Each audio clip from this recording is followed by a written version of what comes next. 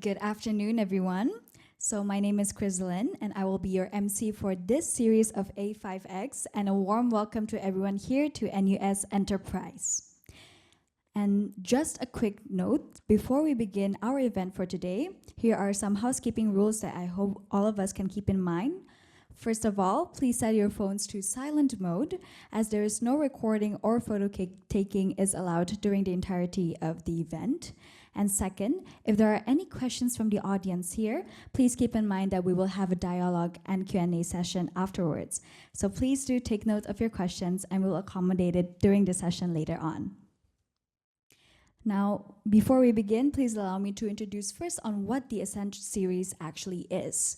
It is a curated lead up to NUS Enterprise's flagship A5X Global Innovation and Ventures Summit, happening this year in September. We bring you closer to leaders who have already made the climb, individuals who have built through uncertainty, scaled breakthrough ideas, and navigated the realities of innovation at the highest level. Each session is designed to give you first-hand insights into what it takes to move from idea into impact. And today's speaker embodies that journey. Before we begin, please join me also in welcoming Gary Ang, Professor of Practice for Defense Innovation and Applications, a champion of defense entrepreneurship, and today's dialogue session moderator. To Gary, the floor is yours. Thanks everyone for coming here. So my friend Alessio Lorusso is finally here. We talked about him being here for a while. Alessio built his first 3D printer at 17, at the age of 17, on the floor of his family's mechatronics workshop in Puglia, one of the most beautiful parts of Italy. I've not been. I'll be there in October. His family wanted him to become a CPA. So boring. He skipped university and had other ideas. Alessio's early machines printed F1 parts for Ferrari. That's exciting.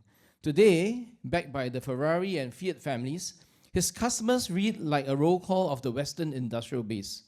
Airbus, Leonardo, Fincantieri, Dassault, Siemens Energy, Schlumberger, Hitachi, and many more. And in his boldest move yet, Alessio has just flipped into a US company and planted his flag in El Segundo in Los Angeles, the aerospace and defense capital of the world. His office within a few kilometers of SpaceX headquarters.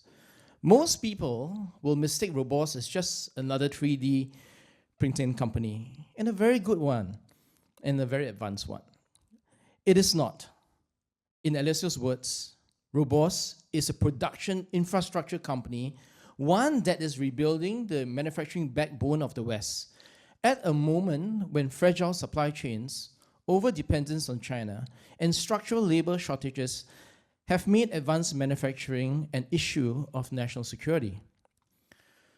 For those of us looking at current wars in Ukraine and the Middle East and concerned about supply chain sovereignty and resilience, Roboze lets you produce your own defense systems as you would vaccines and masks during COVID.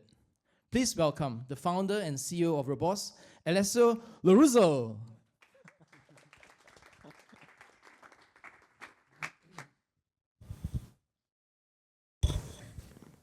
Thank you very much, everyone. Thank you, Gary, for the very kind words. And I can't wait to have you in Puglia, in the south of Italy, very soon.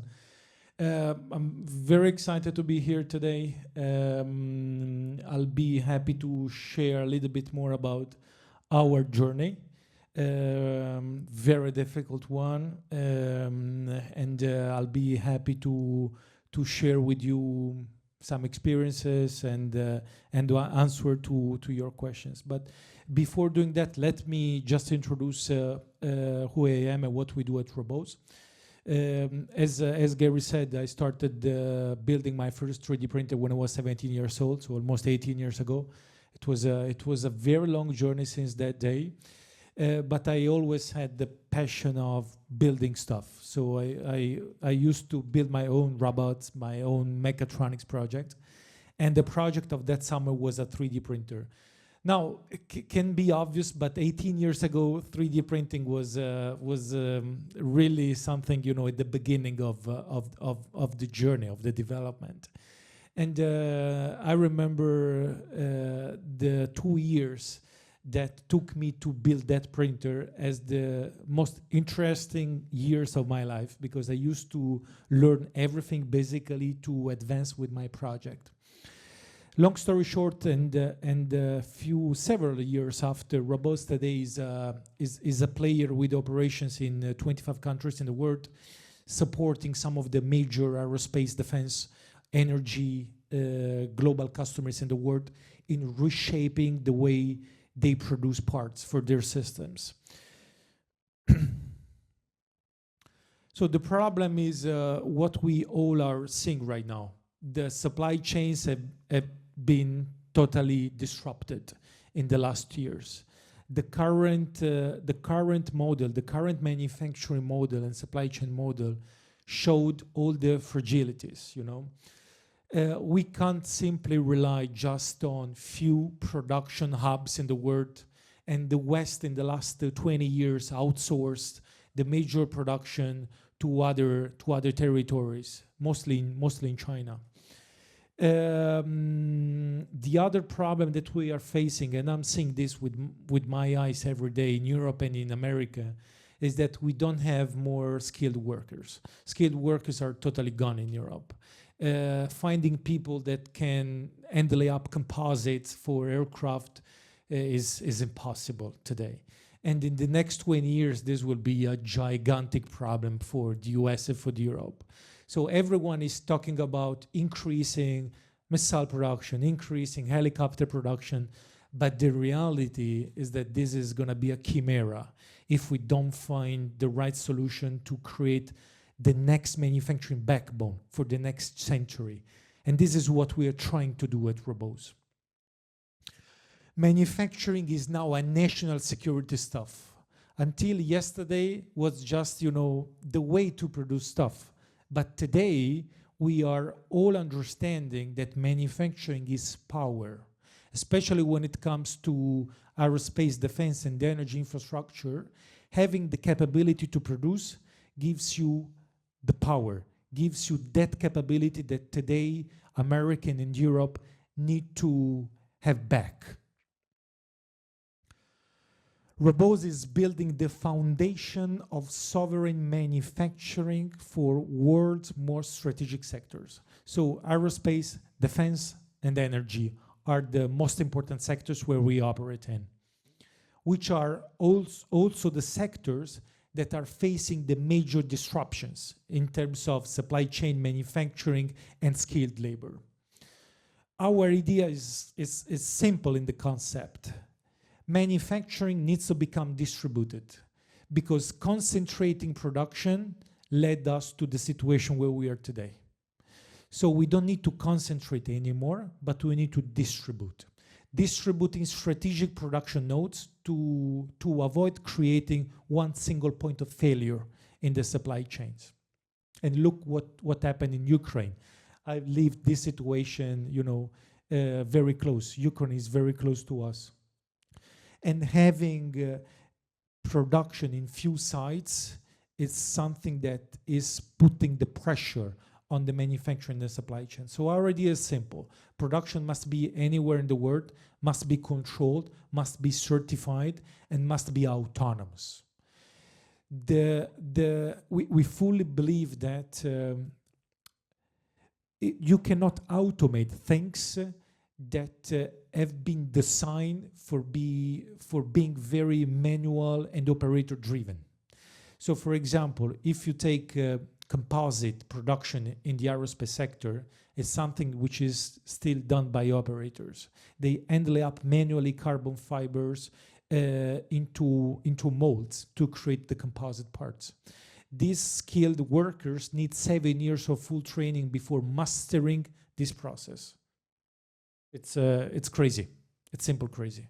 And we still fly on aircraft that are done 40-50% with this technique. So we cannot simply automate this technique because this technique has been designed in order to be operator driven. So what's the solution? We need to change. We need to change the technique. So this is why we created our technological ecosystem. We built hardware, so production systems, more than 12 patents, global patents, that make our production system, additive manufacturing production systems, the most precise and repeatable in the world. And I'll go back to this in a second. We developed new materials. So we have been at the forefront of the innovation of super special plastics and composite materials that can even replace metals in extreme applications. And we developed an entire physical AI ecosystem to connect all the machines we have, to connect all the data that our machines generate every day, every second, also in this moment, around all the production nodes we already have in the world. More than 20 production nodes, factories operating in 4 countries at this point. And if this seems obvious, it's not, because if you think for a moment, 3D printing has been invented 40 years ago for prototyping. And being invented and being developed for prototyping, the only thing that the designer of the technology wanted to have when they created the technology was just the possibility to create a prototype, a mock-up. Basically, we worked in the last 10 years to take this technology to the production level. And when you do production, the most important thing you want is repeatability, because you cannot have unreliable and unrepeatable results, because this, of course, generates scrap. And in production, scrap is a problem. So we developed the entire technology in order to be repeatable as traditional manufacturing technologies like CNC machining and the others, but with the additive manufacturing process. And of course, we developed the entire material ecosystem and software ecosystem around to create this reliable, repeatable production. And we decided to focus on composite materials. My previous experience was in a CNC machining company. So it's a CNC machine shop. And when I started there, I've seen just metal parts. But after a few years working into this CNC machine shop, I started seeing 20 years ago the first composite part and high performance plastic parts being requested from customers. So I decided to understand more and study more about the future generation plastic materials and composite materials. And I understood and I realized, at least this is my assumption, that these materials will become very used into aerospace, defense, and energy sectors. And the simple reason that we still don't see gigantic portion of composite and plastics, advanced plastics, used into these applications is just because these materials have been invented 20, 30 years ago, which is nothing in terms of adoption cycle for sectors like aerospace and defense. But if you see what happened in the last few years, this is crazy. A Boeing 777 in the late 90s had just 12% of composite parts. Today, a Boeing 787 utilized more than 50% of composite materials. So you are seeing aerospace and defense starting adopting massively these materials like composite. But what is the problem? Today, composite are done by manual process. So the assumption is clear. If new materials like high-performance plastics and composite can replace metals and do the job better, and in most of the cases, composite can perform better than metals in extreme environments, we just need to find the right way to make this production repeatable, reliable, and cost-effective, making this fully autonomous. So this is the most important thesis about our job. We want to let the industry adopt these new generation materials with a fully autonomous manufacturing method, which is reliable, repeatable, and consistent as traditional technologies, but without any human intervention, and creating autonomous production nodes around the world. Gary said that we are not a 3D printing company, and effectively we are not. because Roboze doesn't sell just machines. We do something much more deeper into the supply chains of these sectors.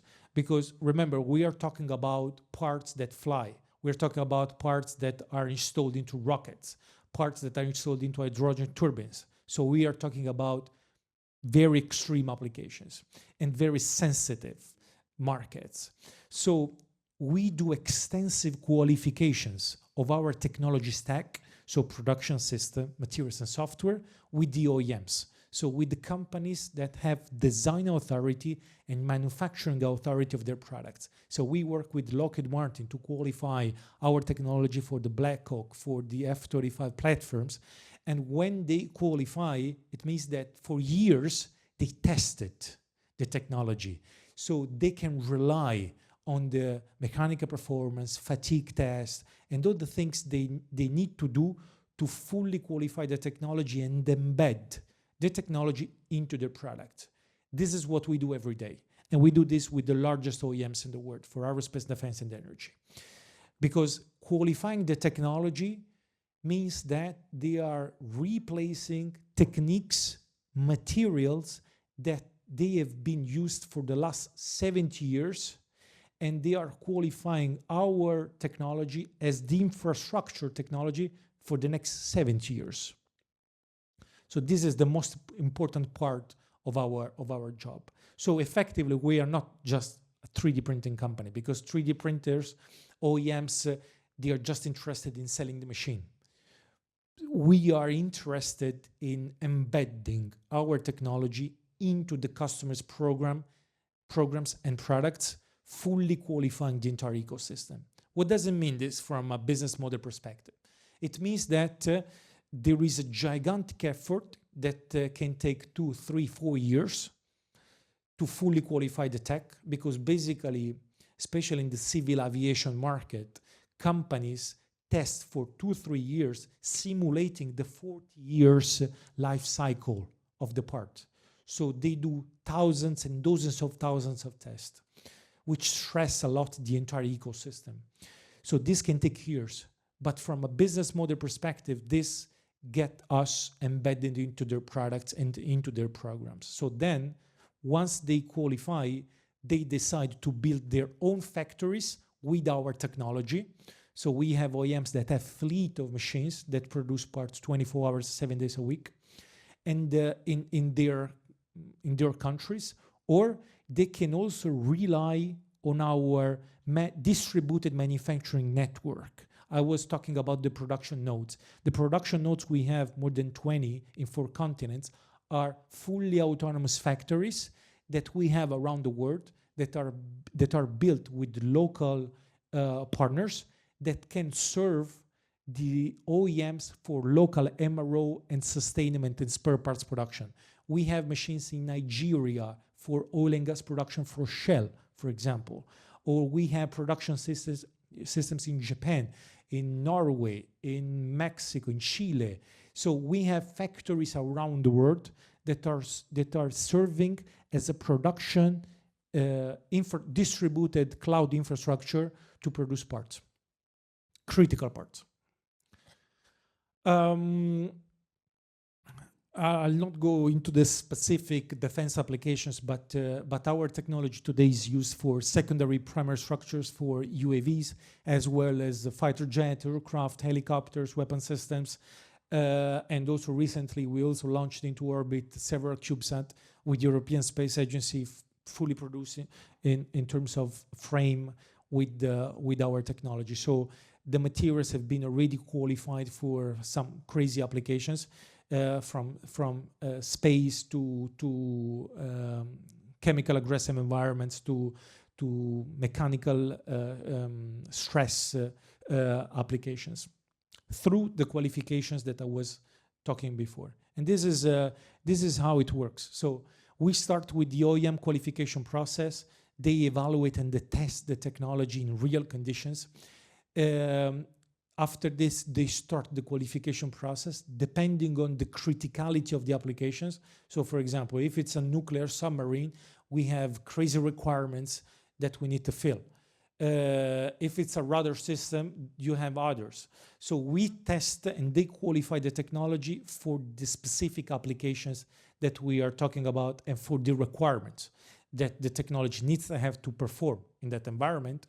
And at the end of the qualification, then we have the approval for end-use parts production.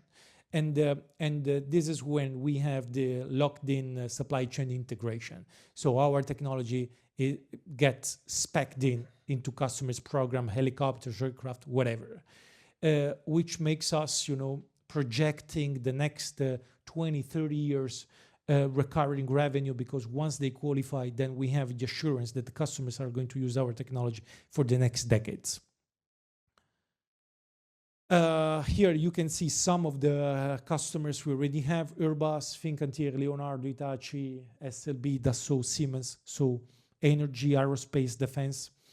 They qualify the tech and then they can get our technology through normal CapEx, so they buy our production systems, or factory as a service. We can also deploy factories that can we operate inside customers' facilities. So basically, they build fully autonomous factories close to the assembly lines of their products. And then we support the customers with our proprietary materials. So we develop our materials and they qualify our materials. So we sell also our materials, which is major part of the business, and the maintenance contracts and engineering services and software licenses. So we provide the entire ecosystem: hardware, materials, and software. The company today has 110 employees between Italy, Poland, US, Middle East. The executive team is between Italy and the US. In the advisory board, we have former CEO of GE, former number 2 of Leonardo. Gary joined our advisory board several months ago as an investor as well.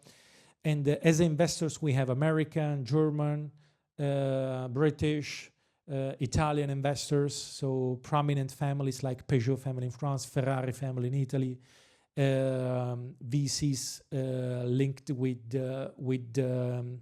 DOW in US, and Rialto Ventures that led our Series A. The chairman of Rialto is the former CEO of Leonardo. So I always been very selective in terms of investors, because what we're doing is a little bit, you need to understand what we are doing to understand the value. So I always try to get on board investors coming from aerospace defense with the knowledge of the market that we are addressing. The company did 15 million revenue last year, jumping to 60 this year, with projection to reach 250 million by 2030.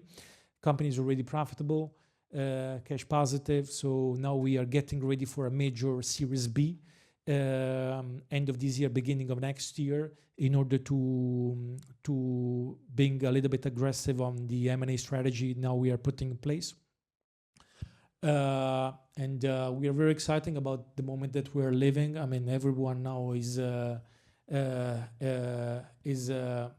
understanding the importance of having the production capability. So we invested into this since many years, and now we are, really ready to surf the wave. Thank you. All right, let's give a round of applause for Alessio, everyone.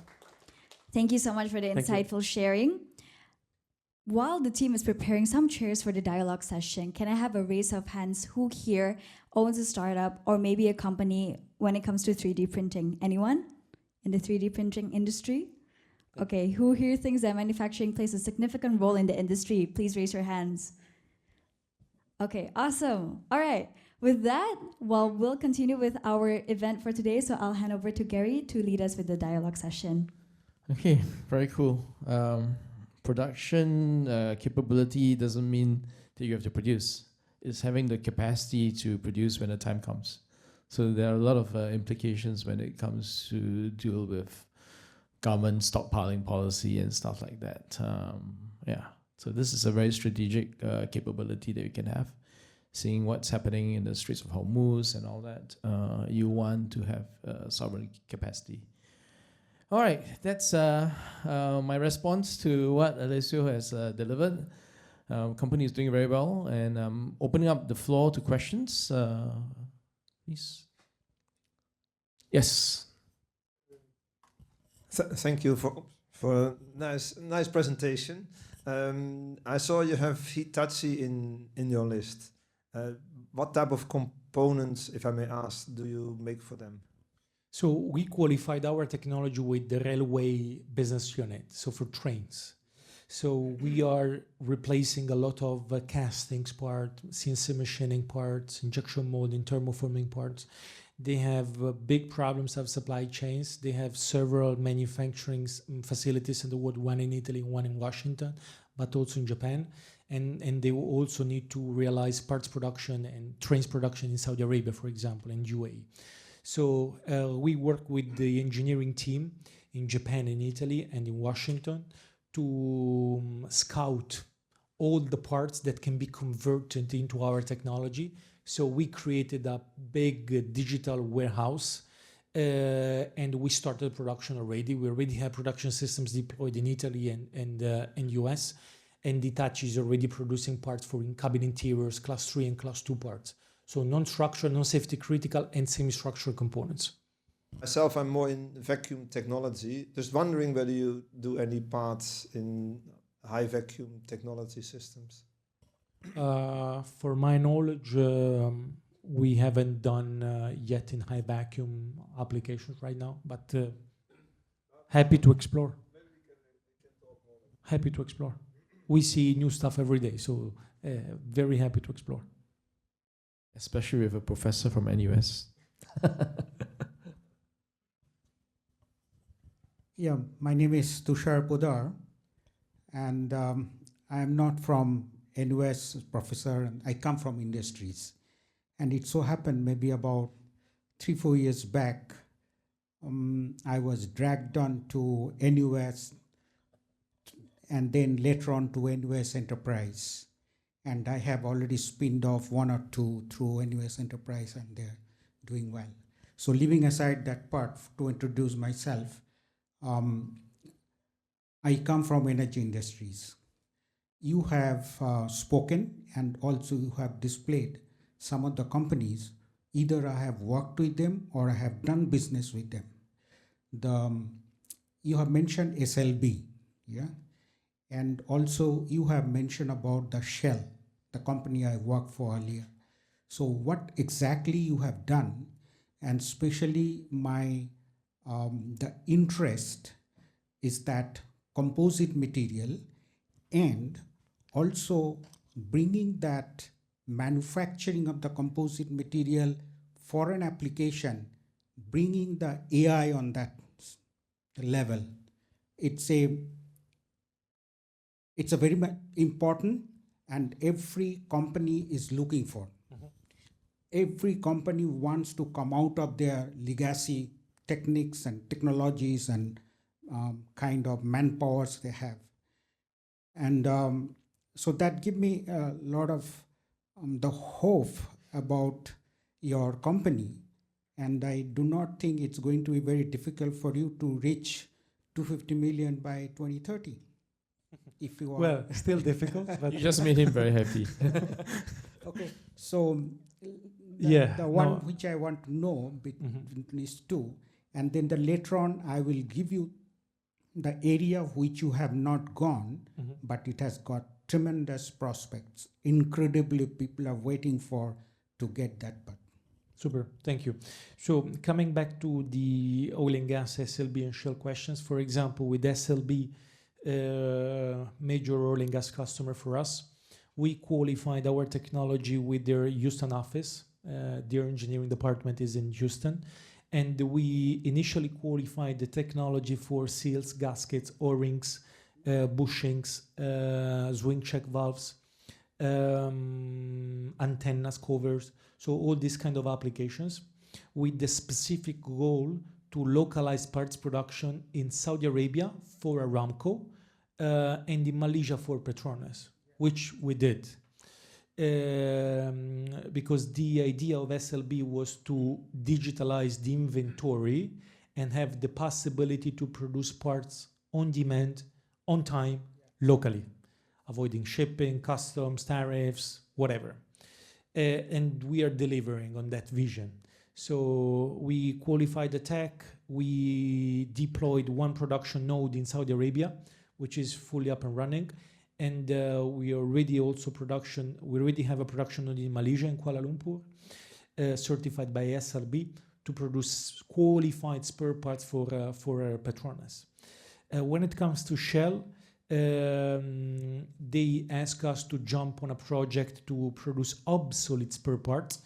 You know that in oil and gas, obsolescence is a crazy problem. Big as probably Ministry of Defense, in terms of size of how big is the problem of obsolete spare parts. And we did this in Oman with PDO, Petroleum Development of Oman, and Shell. So we digitalized parts that they couldn't find anymore. And we qualified together with them, the design authority of Shell, these parts converting from aluminum to composite materials that outperformed aluminum in terms of corrosion resistance, etc. Because one of the advantages of composite versus metals in extremely corrosive environments is the corrosion problem. Composite don't corrode like metals in corrosive environments. So oil and gas for us is a market split like this. Working with the OEMs to qualify the technology for their turbo compressors, machinery like Baker Hughes, Halliburton, and NOV, but at the same time working with the operators to get them the capability to produce obsolete spare parts. And we did the same with Aramco in Dharan, for example, that has also our production systems there. Yeah, that's good. And, the area which you have not gone, but the focus is now because of that transition to fossil fuel to renewable energies, right? Everybody is going for solar and wind and things like that. And the manufacturing of the wind blades, yeah, and then make it workable when your wind velocity directions, yeah, changes, is a matter of interest. Those who are in this whether it's an onshore or offshore wind industries. You mentioned about the composite material. That composite material has not gone yet on that, but I do believe it has an opportunity to bring it, number one. Number two, as you two mentioned, that you have digitalized a lot of parts. Once you do the digitalized, things are in your hand, how you will give the shape of the blades depending upon the wind, the location where the turbine will be installed, and as well as the deployments of the wind turbine also plays a role, that how you manufacture and what is the material you have.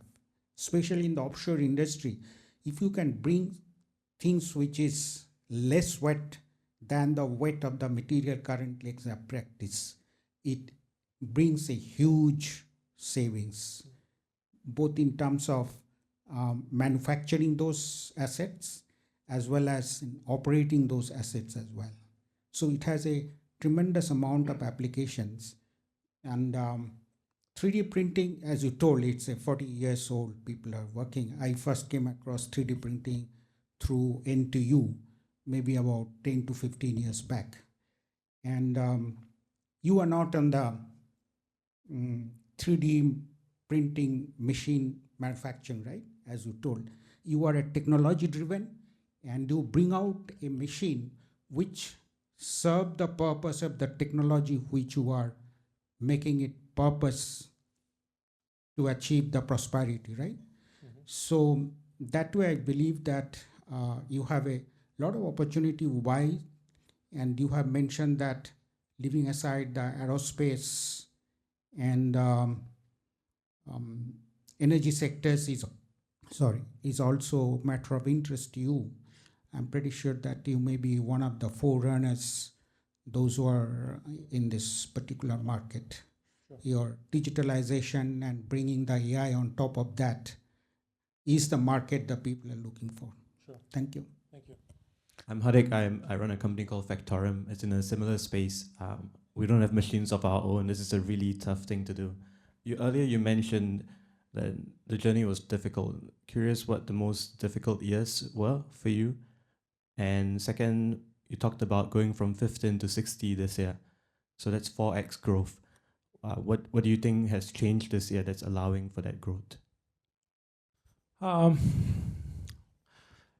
So the most difficult thing was to get trusted by customers, because we are talking about highly trusted sectors, and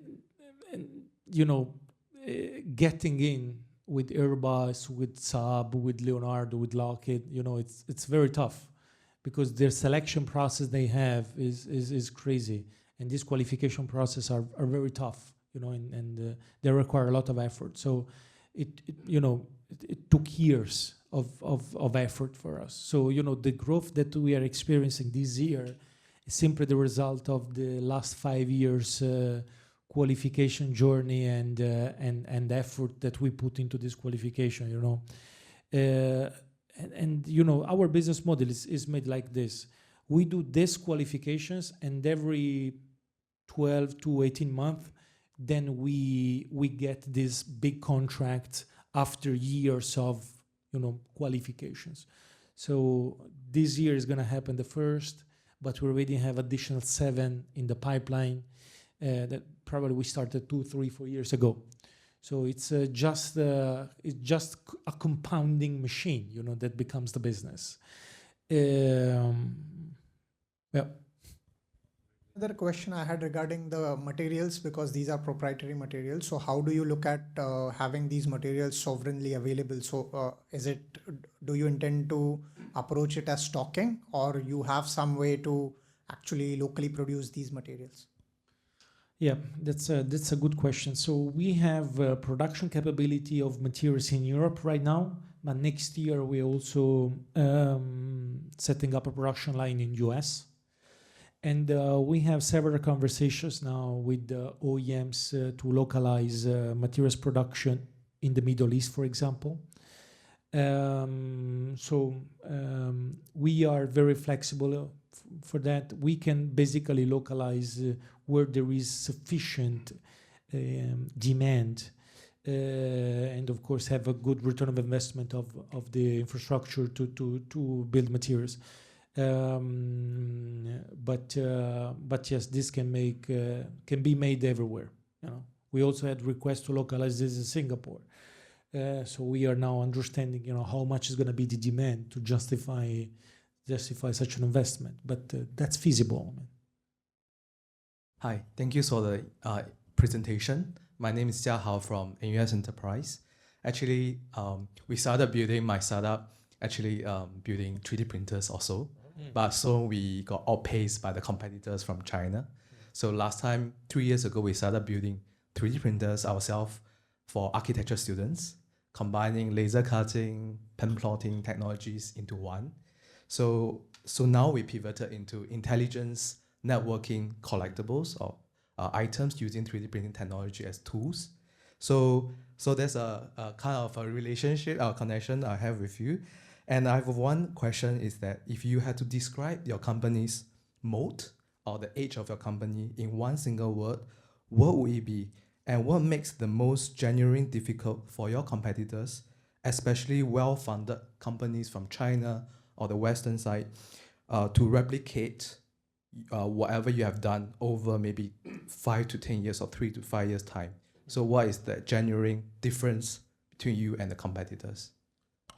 It's a multi-layer mode, the way I say this. It's first of all the combination of unique patented materials with the unique machine process, which is the combination of 12 global patents we have into the process.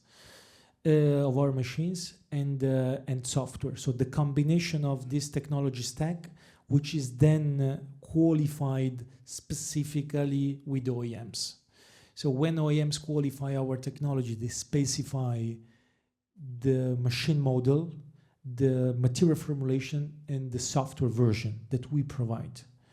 And they fully qualify the combination of the three. So you understand that after 2-3 years into these qualifications, where OEMs probably spend 2, 3, 4 million to fully qualify this, then the moat is quite big, you know, because they cannot, they don't change after 2-3 years again. So they do this choice for decades, you know. So our moat is a combination of technology stack and qualification on top of that. So curious more in the area of what's driving tech adoption in manufacturing. How do we better position ourselves as solution providers? Can you please give a little bit of more context? I also run a startup that's supported by NUS Enterprise. For us, we provide knowledge graph-based AI infrastructure targeting manufacturing. So I really just want to find out, because you have about like 11 years of experience in this, that in manufacturing, increasingly, I think we see nationalistic sentiments. Like we see, for instance, like US companies for US companies, stuff like that. So we're pretty curious, like how do we actually position ourselves as solution providers for the manufacturing industry, something that's increasingly sensitive? Or are there perhaps, like, I guess, lower-hanging fruits, potential beachheads into manufacturing that you see?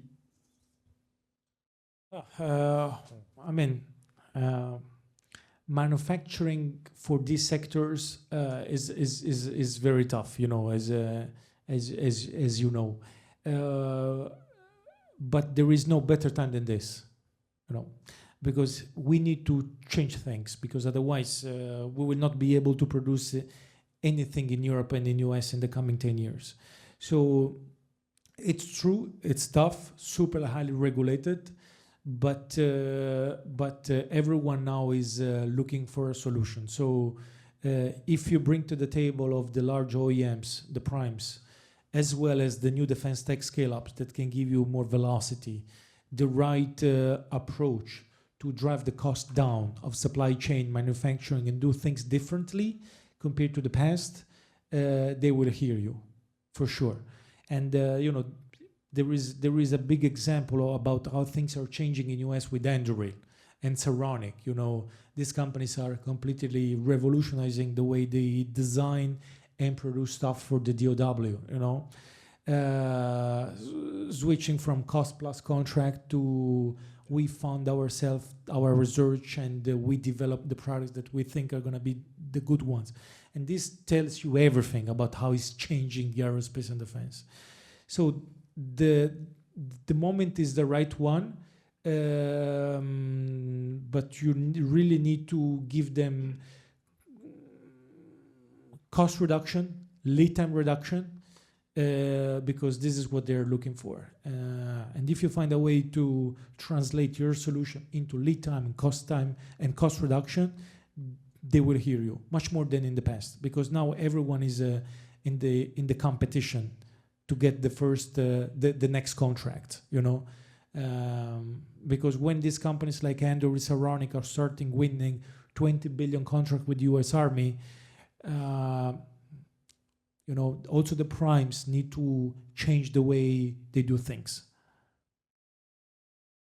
I don't know if I answered to your question. I think you answered the question. And I think the follow-up for this is just that with, again, like this nationalistic sentiments, like for instance, companies within the West would look for Western service providers, companies in the East would look for Eastern ones. Then for, let's say in the context of Singapore, we're a relatively more neutral party. Do you think that presents a meaningful opportunity? I think so, because, you know, I've been here 2-3 times with Gary, and we already won the first customers DSO after one meeting. So, you know, here you have crazy density of talent and request of excellence in Singapore. This is what I found. So if you provide something which is at the forefront of the technology, everyone will hear you here. Jonathan, you should come for Charles Wong's talk on 8th of June. He is in Silicon Valley and he's selling what you call synthetic data, videos, images to US military. So it can be done. You need to have a value proposition and you need to work with the customer, so something very upstream. That requires certain relationships. Then you work with practical people. You have Americans there and stuff like that. You need a game plan, a strategy, but key is you need talent and you need a very good offering that makes a difference to your customer. That doesn't change across industry. Right. Okay. Yeah. Thanks so much for that. Thank you. Any questions from the floor? Okay, David. Hi, David here. I work in defense. Just curious about your maybe ambition or vision in the defense sector. Is it something that you see yourself working with the OEMs and that's it, and helping their manufacturing base, or actually you think you think that you might want to explore, let's say, forward deploying or forward positioning some of your things in air bases, for example? Right, and then the U.S. military, maybe wherever they are building, printing or manufacturing things, parts for their planes, wherever they are in the world. Is that so? Could you just maybe share a little bit of your ambition? Yeah. We already deployed many systems with U.S. Department of Defense, or now how it's called now, Department of War. As well as with other NATO countries. So we already have production systems in Air Force, Navy, Army bases around the world. And we are also exploring the possibility to deploy our production systems in containers in order to be shipped where there is an imminent production need. So we won recently a contract with the Italian Navy to deploy production systems on vessels. And we are also exploring embedding our production systems in the future generation submarines that Fincantieri is building for the Italian Navy. Because then it's going to be a quite crazy capability. I don't think that there is a more sophisticated and crazy environment than a submarine to produce critical spare parts. And so that will be very interesting. Maybe in a Singapore context, you can produce in C-130 or the MRTT. Maybe not in the air, but you can land. Yeah, it's just a challenge of physics and mathematics and computation. Okay, I've got another question. Is there Edwin Lam here? Cool. Okay, you want to ask a question or? Okay, yeah. More authentic, right? Yeah. Hi, I'm Edwin. So I'm also part of NUS Enterprise. I run a recycled plastic 3D printing startup where we convert plastic waste into material for 3D printing. So we mostly use recycled materials and our use case are mostly non-industrial. So I think for my question for you is more like how can sustainability play a part in industrial 3D printing? Whether are there like opportunities and potentialities of like using recycled materials in this industrial 3D printing use case? Yeah.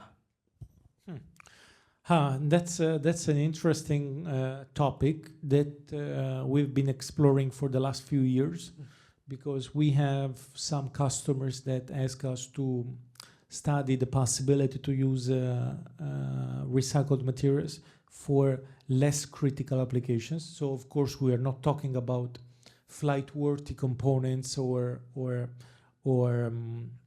quite extreme applications, but to use, for example, for molds. This is one of the applications we are exploring.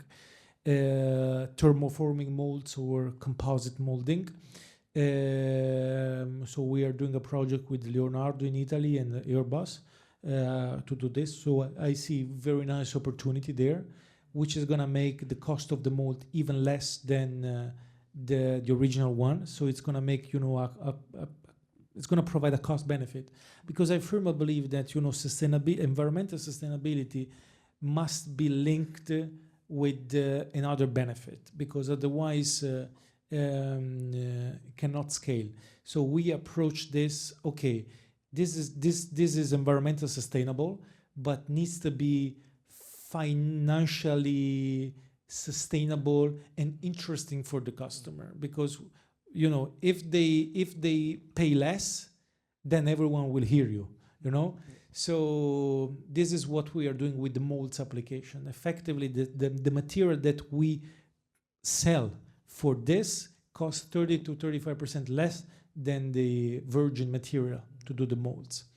So I see this as a nice area. Tooling, jigs, fixtures, molds, things that don't need to be qualified, certified. Absolutely, 100%. Yeah, that's great to hear. Thanks. Any other questions from the floor? Oh, cool. Okay. Hi, I'm Christoph, a current student at NUS. So it seems to me that one of the biggest theses of the company is that the future of supply chain is going to be distributed, decentralized, given the ongoing geopolitical tensions, supply shock risks, and so on. So I guess for me, I'd like to ask, in your experience, what some of the biggest frictions or challenges would be for companies as they transition to this production manufacturing model? Yeah, thank you for the question. Certification is the biggest pain. Once you do that, the rest just follows, because for these companies, ensuring that the parts production is reliable, repeatable, and qualifiable is the most important thing. Once you do that, then the system will not prevent you to do that. This is why we put so much effort and invested many years in creating first the technology that can be qualified, and then qualify the technology to ensure with data, because at the end of the day, we talk to engineers, and engineers trust data. They don't trust words. So creating these qualifications that give them the trust, they need to produce and localize the production. So we've done this with the LSLB, with oil and gas companies. We have done this with the aerospace and defense companies. Once you do that, then the system will not prevent you, because this is a need they have. When you sell defense equipment, there is always involved localization that countries and MODs required. When Singapore buys F-35 or others, the government asks to have some local content, localization, because these increase the sovereignty of the country, the capability of the countries. But producing parts with the old methods is becoming impossible, because you cannot send engineers and technicians from Europe to US to other countries creating local production capacity. It's much easier to send black boxes, machines, qualified, that can produce parts autonomously, providing to the original OEM full traceability about what happened. So everyone in this way is secure about what's going on. All right, thank you. That answered my question. Thank you. Yeah, kind of related to that point. So it does affect the procurement policy, right? When you want local production, this is not something, and local production means that one of the ways to do it is you kind of look for offsets, which is not something that we like to think about. But sometimes when you want national security, sovereignty, and all that, there are some kind of practical things that you need to trade off. There are certain risks that you need to take. So yeah, I mean, this is something for the policymakers to think about. Maybe moving on to space. There's a question on space. I don't think Michelle is here. Yeah, but she sent this question. As space moves towards distributed production, at what point does additive manufacturing stop becoming a supply chain solution and start becoming a core design element? I think that's one of the long-term plans. That's why you're in El Segundo and being close to the space hub. 100%, 100%. I mean, in these regulated sectors, before becoming a supply chain solution, you need to become a core design element. Because first you need to design for the technology. So the two things are absolutely strictly connected. And this is, as you were saying, the reason why we decided to localize ourselves in El Segundo, in the Southern California, because basically there are many design offices of primes as well as new defense tech scale-ups are there. So we are where the engineers design stuff, because for us it's very important that the technology is embedded since the design phase. Because of course, if you design one thing with a specific method, then 10 years after it's very difficult to change that method, because it requires new qualification, new certification of the entire probably product or subassembly. So we do work since the design phase with design engineers, and then we move along with manufacturing engineers, and then with the supply chain team within the same company in order to follow the entire process. But design phase, being a design element is very important to become a supply chain method. Mukil, you want to ask a question for the collective? Yeah, go ahead. One of the things that I was wondering about is building confidence in like autonomous system, right? Like when you build Roboze, of course, there's the thing of making it repeatable and qualifiable to ensure that you're actually credible when you sell. So internally, before you approach them, how do you build confidence? Like how do you go about engineering the entire system itself? Yeah, because you have to be the cream of the crop to actually be able to approach these companies in the first place. So from a systems perspective, how do you do it? Just have a thick skin. Helps a lot. Yeah, so I mean, in the last years, our engineers have been tremendously important to develop the system in order to understand if the system performed in the way we wanted. Right now, we are relying more and more on AI. So we already have our internal AI agent for the slicing, for example. I don't know the ones of you that are familiar with 3D printing process. You know that there is a in CNC word you call CAM, in 3D printing you call slicing, which is more or less the same, where you give to the machine the instruction to build the parts in a specific way. So this has been a manual process where you used to have a lot of tribal knowledge in the operator setting the parameters, because as you know, you can change the properties of the part, setting parameters in a way or in another way. So we developed this 9 months ago. So for the last 9 months run internally, the agent. So right now we probably do 10-15% of the G codes with humans, while the 85% of G codes are performed by our agent. And the agent is trained on thousands and thousands and thousands of files and parts that all our machines in the world printed in the last 3 years. So we accumulated this gigantic data set of parts, and based on this, geometries, how performed, applications, etc., and requirements, now the agent creates autonomously the G code. And this is a very important step, in my opinion, because one of the things we need to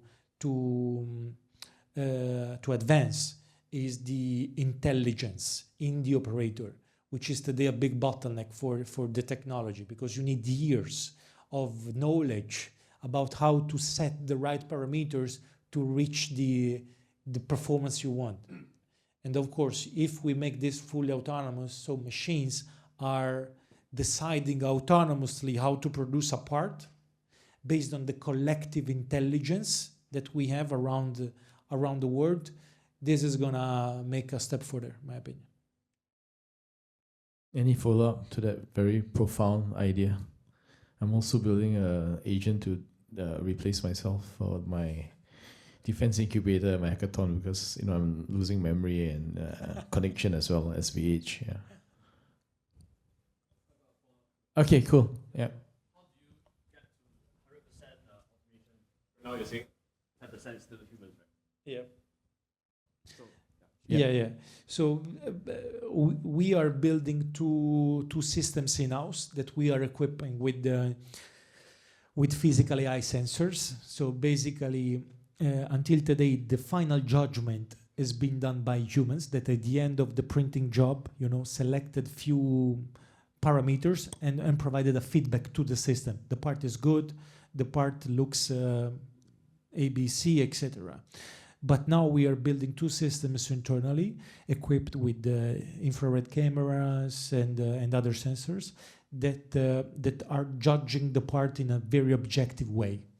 This will fill the 10% gap. So once we make the full loop, so printing with an agent, scanning the parts in situ during the process, providing an objective result, and then training again the system, this loop will make the 100% perfection. It's going to take additional 1-2 years, but we'll be there. Very cool. Is Chai Chang Yao here?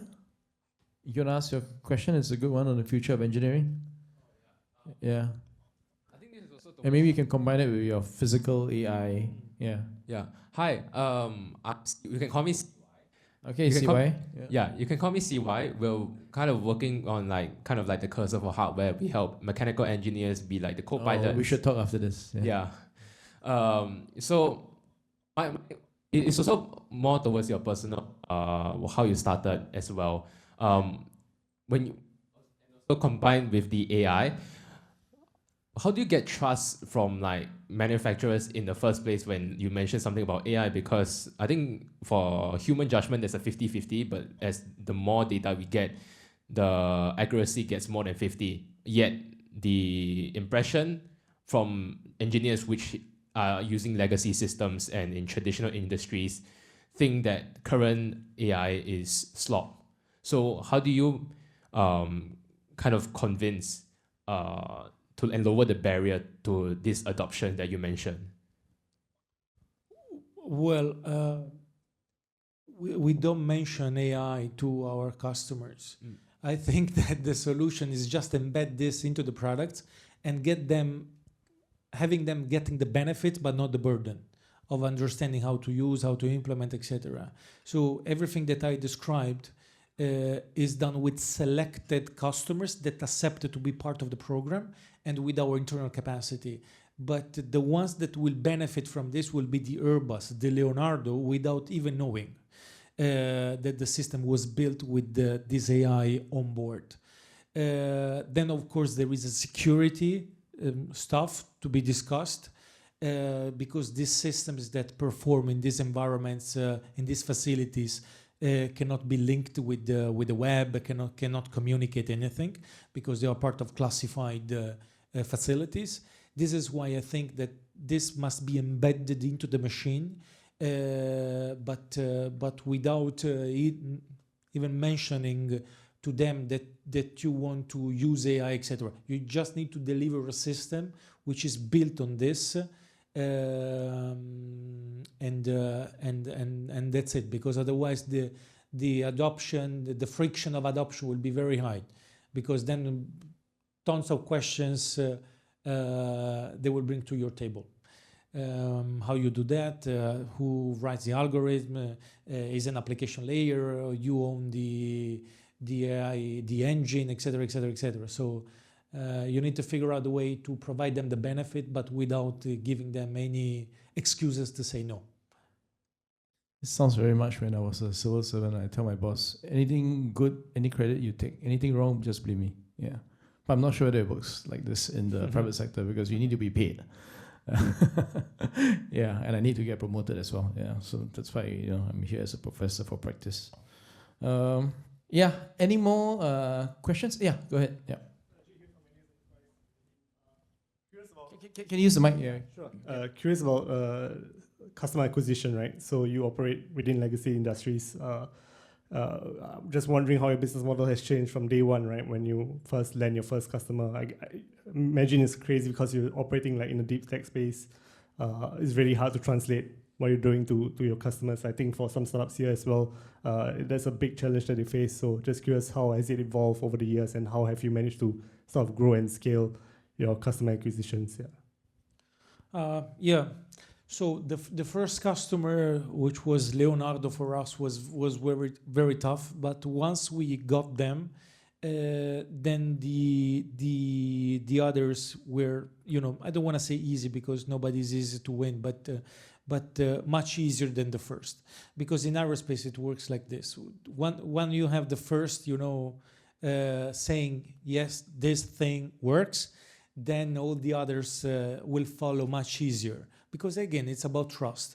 And the engineers are small communities in these sectors. So they visit the same composite events, they go to the same, workshops, etc. So they talk to each other. So it's very important, was very important for us to win the engineering trust of our first customer, which led to win other customers that simply heard this, from Leonardo engineers. And then we got Airbus, Saab, Lockheed, and Fincantieri, Dassault, and all the others. So, yeah. Trust. Okay. Oh, hi. Thank you for your sharing. I'm Lydia. I'm running my own startup related to 3D printing, but in a different sector. We focus on flexible customization supply chain, helping creators turn artwork, characters, and ideas into physical products. This is connected to the broader IP merchandise market. And to me, I think this seems like another major direction for 3D printing.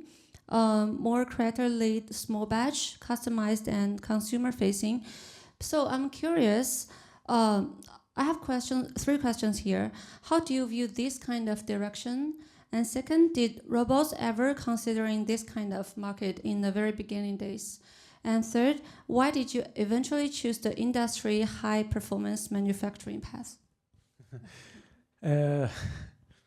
So my thesis was that I wanted to be where it was very difficult to be and very difficult to go, because basically it's where nobody wants to go, because it's very difficult.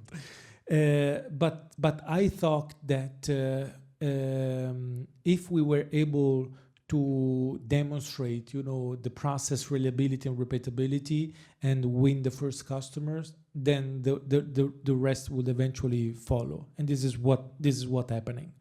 But it was a very tough, very long journey, frustrating journey, a lot of down and very few ups. So you need to be prepared for the journey, because from a personal standpoint, it's a thing. No, we never considered to be there. I always prefer to do one thing and excel at doing one thing. I like the idea of being the number one in doing this.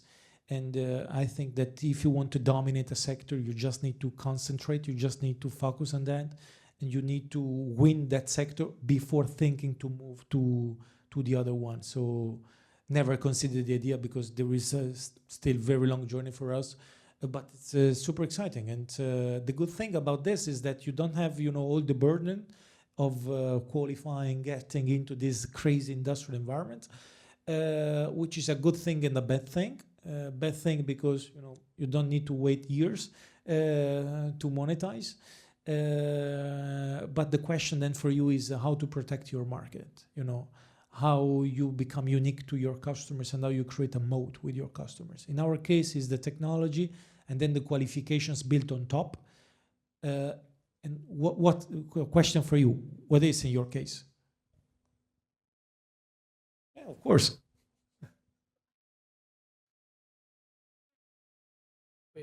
The mic is coming. Yeah.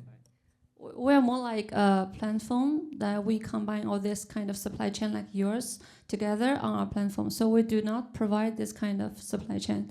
But the thing is, because we are from merchandise sector, so the merchandise itself has a very high standard. So normally we choose the supply chain like I don't know what's your name. Like you say, Victor. yeah, because you have more like economical stuff to think. This is the supply chain we're looking for. So, but to the 3D printing sector, we are looking for some very high standard ones, but not in that way you are facing to. But still we are looking for. That's this problem. But the standards still need. I definitely, because I know some 3D printing company from China. I think you're really doing the right thing because you solved a whole procedure of this journey, not just the supply chain itself. So it's something they cannot still get away. Yeah. Yep. It's really more of end to end. The 3D printing part is just the last part. They're up there designing at the very, very beginning. One last question, or okay, if not, then I'll draw this to a close by asking him some quick fire closing round questions. The very first thing you ever 3D printed? A gear. A gear? Oh, okay. The person who has most impacted you? Enzo Ferrari. Sorry? Enzo Ferrari. Oh, the Ferrari. The founder of Ferrari. The founder, yeah. Did you guys watch the movie? Oh, it's a fantastic movie. And the crazy thing is that then they eventually became an investor of us. Yeah. Did you meet him? No. No. Oh, okay. Pass away. Espresso, American coffee, or Kopio? He actually had Kopio. I mean, this guy had Kopio, everything. He's authentic. Yeah. And how many a day? I can only choose espresso here. Otherwise, the Italian government will no more take contracts. My passport back. Okay, F1 favorite driver of all time. Senna. Okay. Roboze in 2035 in one sentence. Inevitable. First impression of Singapore. I love Singapore. Favorite Singapore food. But I don't know the name. You know the names. What's the one with the ham inside? Very harmful. No, the noodles. The noodles. The noodles with the curry. Yeah. Laksa. That's laksa. the one. Yeah. Laksa. Laksa with extra ham. He actually had it. Okay. All right, Alessio. Thanks for your time. It's been a great session. Thank you very much. All right. Thank you so much, Gary and Alessio.